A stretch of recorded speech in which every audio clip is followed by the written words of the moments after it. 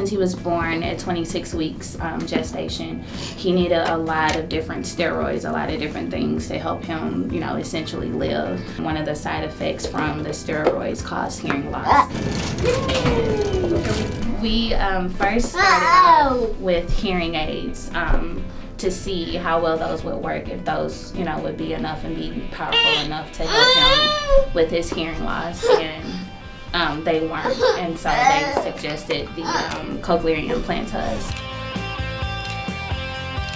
Cochlear implants is a surgical procedure where an electrode or a wire is inserted into the cochlea. A sound processor will then send a signal, an electrical signal, to that wire, and the wire will stimulate the cochlea directly. It takes children who would otherwise be unable to hear and likely unable to speak, and gives them the ability to both hear and speak. It's a very long process. After the implant, we have to see them back several times for the programming.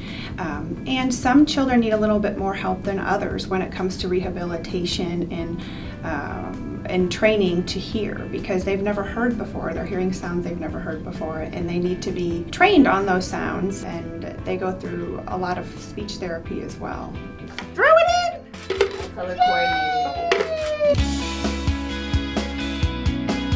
He was very frustrated before he was implanted. It affected his communication, and he was better able to understand what we were saying. He wasn't as frustrated as he was prior to the implants.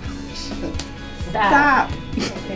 Good job! Bryson has responded beautifully. He's talking, he's signing. His speech is coming along really well. He works with a speech pathologist, and they work on words and consonants and vowels, and different letters. Just with continued, you know, speech therapy and whatnot, he'll do nothing but improve. I saw him sign tree. I saw him sign cookie.